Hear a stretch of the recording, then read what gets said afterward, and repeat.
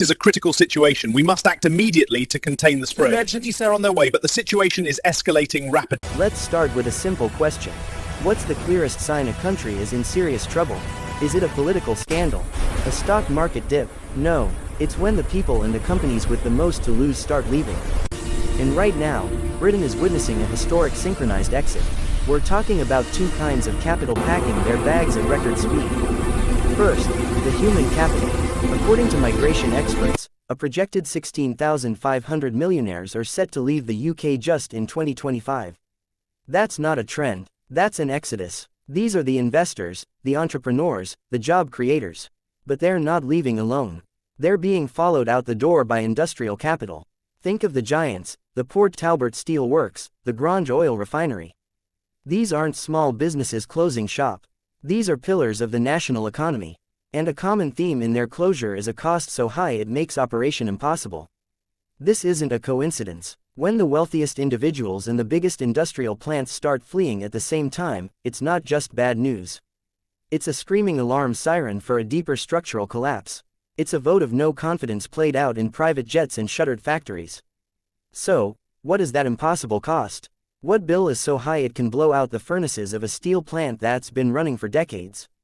Let's get straight to the shocking number. The United Kingdom has just won a championship no country wants. It now has the highest industrial electricity prices among all major advanced economies reporting data. We're talking 26.63p per kilowatt hour. To give that nightmare number context, it's 63% higher than the median price for other industrial nations.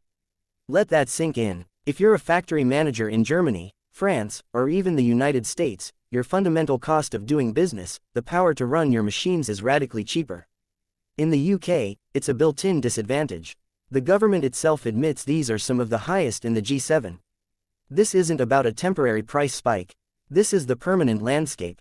It means whether you're making cars, chemicals, or ceramics, your base operating cost is a killshot from day one. You simply cannot compete globally. This price trap isn't just closing factories. It's actively shutting the door on any new industrial investment. Why would anyone build here when the power bill alone makes you uncompetitive before you even start?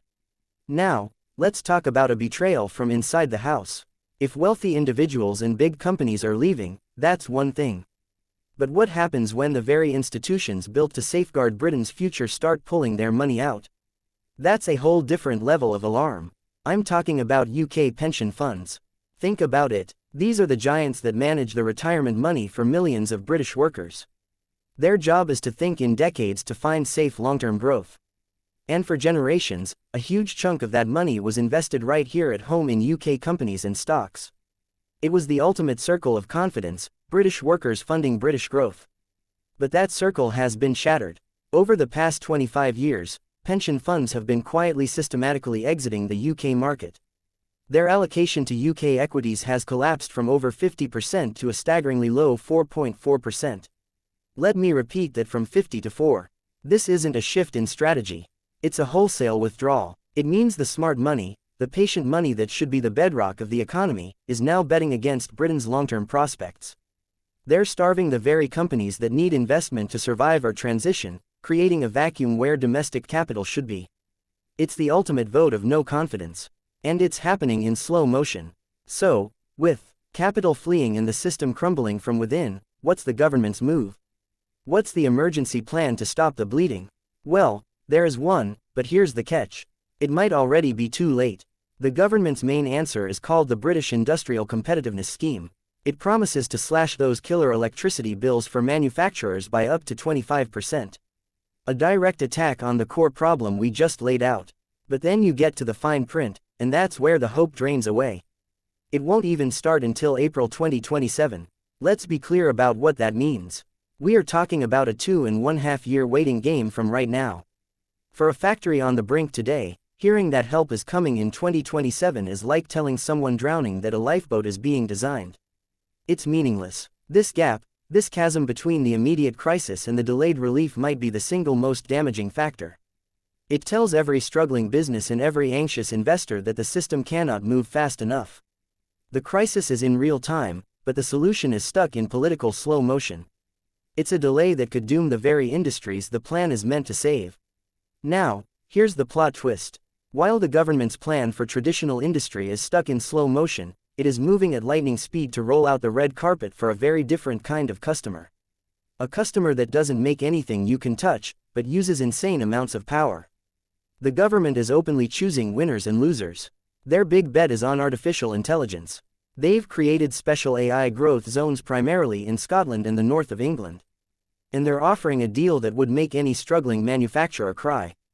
Electricity discounts of up to £24 per megawatt hour for massive power-hungry AI data centers. Think about that contrast. An old-school chemical plant pays the highest rates in the developed world, while a new sprawling server farm down the road gets a subsidized bill. The message could not be clearer.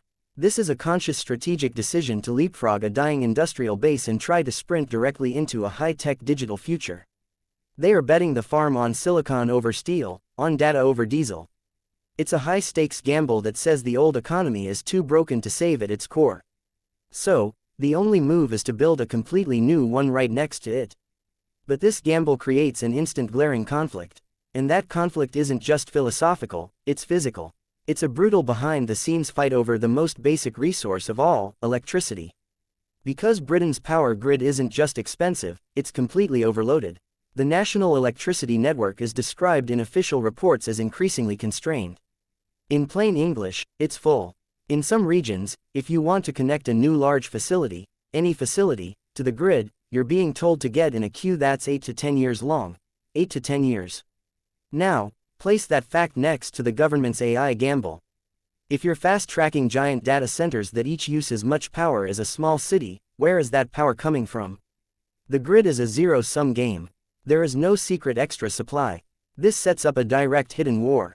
Every electron of discounted power flowing to a new AI zone in Scotland is an electron that isn't available to maybe revive an industrial site in the Midlands. The government is effectively picking sides in a silent battle for resources. One side gets the subsidies and the fast-track connections. The other side, the old industrial heartland, gets a waiting list and the world's highest bills. It's a choice that will literally decide which parts of the country have a future with power and which are left in the dark. So where does all this fleeing money and industry actually go? It doesn't vanish. This capital is being redeployed to the world's most reliable cost-effective alternatives. Places like Southeast Asia and parts of Eastern Europe. Their rise isn't about aggression. It's smart, passive opportunism. By offering stability, affordable energy, and long-term planning, they attract the capital that the West is mismanaging. Britain's loss is actively becoming their rocket fuel, accelerating a major shift in global economic power. Let's talk about what this rapid collapse leaves on the ground. It's not just economics. When a major plant shuts down, it shatters an ecosystem. It's the skilled workers, the local suppliers, and the town's identity, all gone. This rapid hollowing out leaves behind broken communities and erodes the nation's foundational muscle memory of how to build and make things. This human cost, the lost purpose and fractured regions is the deepest and most damaging scar of the entire breakdown. These aren't separate problems. They're a dangerous chain reaction, a vicious cycle that feeds itself. It starts with killer power prices forcing factories to close. That industrial collapse scares away investors and pension funds. That capital flight means there's no money to fix the broken power grid. And a broken grid guarantees power stays expensive, trapping the whole system. Each failure causes the next bigger one. There's no easy exit from this downward spiral. The solutions are buried under the very problems they need to solve.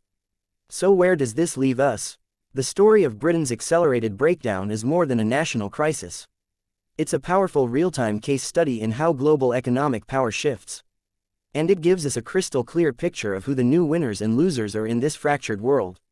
The capital, the factories, and the talent leaving the UK are not vanishing. They are actively being redeployed. They are building new industrial capacity in Southeast Asia, funding innovation in strategic parts of Europe, and strengthening the economic sovereignty of nations that prioritized stable, affordable infrastructure. This is the decisive move from a post-industrial to a reindustrialized world, just somewhere else. Britain's experience is a stark lesson.